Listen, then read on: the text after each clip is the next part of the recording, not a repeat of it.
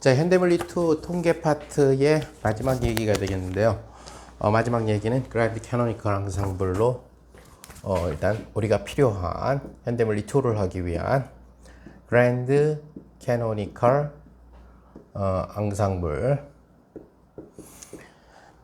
자, 우리가 캐노니컬 앙상블 같은 경우는 개와 환경 사이에 그 입자가 교환되는 것을 막았죠. 그런데 캐노니컬 앙상블의 경우는 이 개가 있다 그런다면은 이 개가 이제 우리가 프로브하는, 그러니까 우리가 연구하는 그런 친구가 되고, 우리가 연구하는 친구를 제외한 나머지 부분들, 그걸 에워싼 부분들을 surroundings, 환경이라고 얘기를 하는 거죠. 혹은 열원이라고 얘기해요. 따라서 우리가 관찰하고자 하는 개에 비하면 환경이 엄청나게 크죠. 그러니까 우리가 띠커피를 갖다가 밖으로 갖고 나갔을 때 식는 거, 겨울에 이런 경우를 생각하게 되면 띠커피가 개가 될 거고, 띠커피 잔이 개가 될 거고, 그 속에 있는 어떤 커피물이라든가 이게 개가 될 거고, 이제 환경은 그걸 에워싸고 있는 대기가 되니까 환경이 훨씬 더 크다라는 얘기가 되겠죠. 우리가 앞에서도 얘기한 것처럼 이제 그라인드 캐노니컬보다 더 커졌다. 그래서 우리가 바른틀 앙상블, 큰 바른틀 앙상블 이렇게 얘기를 하긴 하는데, 왜 커졌느냐?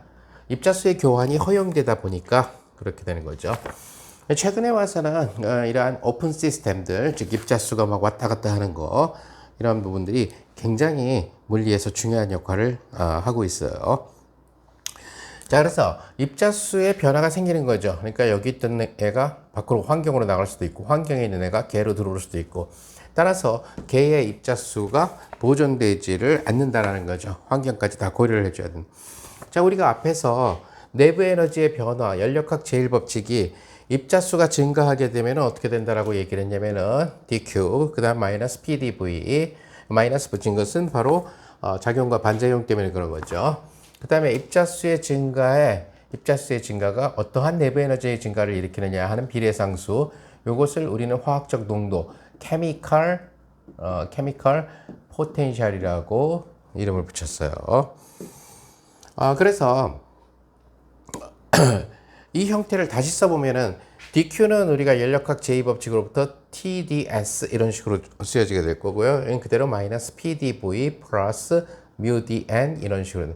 즉 엔트로피가 증가, 일정 온도에서 평행에 도달하면 이제 온도가 일정해질 거고, 또 압력이 일정해질 거고, 얘네들이 입자들이 막 왔다 갔다 하다가 결국에 가서는 소위 얘기하는 케미컬 포텐셜이 같아지게 되는 거죠, 일반적으로.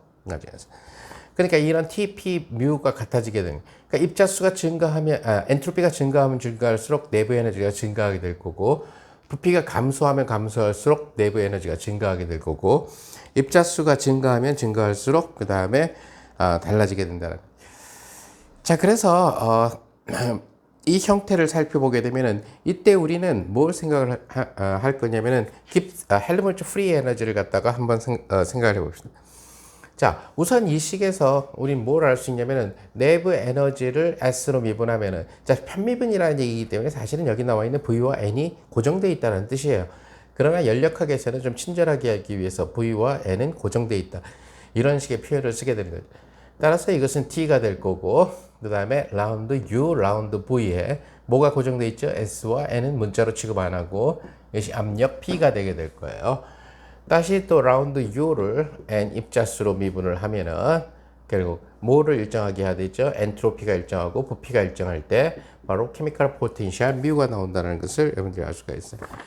자, 그래서 이런 관계식도 쓰이게 될 거고, 그 다음에 헬름홀츠 프리 에너지를 갖다가 여러분들이 생각해 볼 수가 있어요. 그래서 U-TS라고 하는 헬름홀츠 프리 에너지를 생각을 해보면은, 이때 DF라고 하는 친구는 DU-DT 곱하기 S 마이너스 TDS 이런 형태로 주어지죠.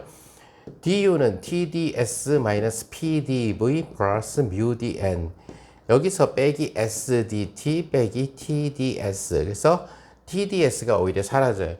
그 얘기는 뭐가 되냐면 이것은 마이너스 PDV 플러스 μDN 마이너스 SDT, 즉 헬름홀츠 에너지는 내부 에너지는 엔트로피와 볼륨, 부피와 입자수의 함수였는데, 헬무트 프리 에너지는 부피와 그다음에 입자수와 온도의 함수가 된다는 것을 알 수 있어요.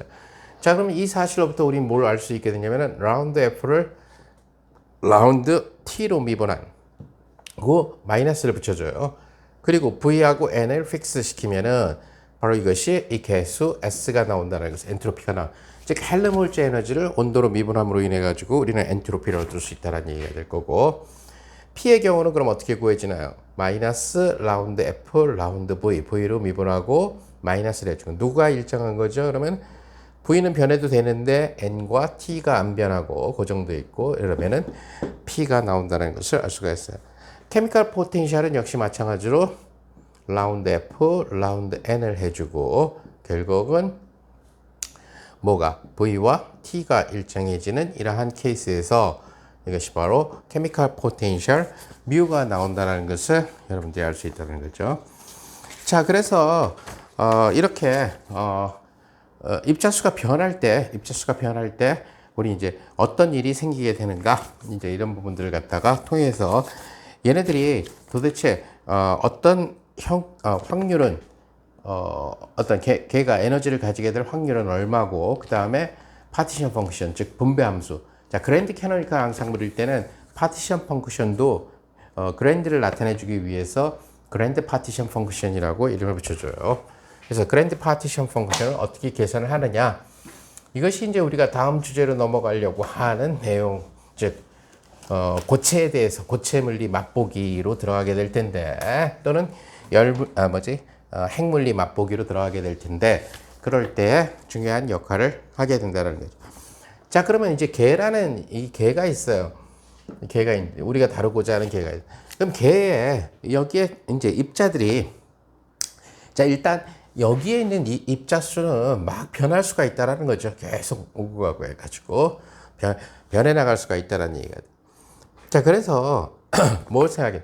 근데 이 개라고 하는 것은 예를 들어서 어떤 에너지 1이라는 이 에너지를 가질 수도 있고, 또는 에너지 2라고 하는 에너지를 가질 수도 있고, 에너지 3를 가질 수도 있고, 이렇게 되겠죠. 자, 그러면은 이 같은 에너지를 갖고 있는 그러한 입자수가 몇 개냐? 그래서 에너지 N에 대응되게 되는 그 입자수가 몇 개냐 하는 거죠. 그래서 에너지 1에 대응되는 입자수를 N1개, 그 다음에 에너지 2에 대응되는 입자수를 N2개, 에너지 3, N3개. 자, 지금 이러한 값들은 사실은 개 속에 지금 몇 개의 입자가 있을지에 대해서는 뭐 여러분들이 몰라요. 이 외부 환경이 얼마나 많이 입자를 갖다가 그냥 개 속으로 밀어 넣는지. 하지만 관찰하는 건 이해해요. 다만 입자수의 지금 변동이 이루어질 수 있다는 거죠. 뭐 극단적인 경우 진공 펌프처럼 용기 속에서 우리가 공기 분자를 다 빼삐면, 뭐 다 빼는 건 불가능해요. 아주 희박하게 그 기체 분자가 남게 되겠죠. 그런 뭐 상황들도 생각을 할 수가 있을 거고요.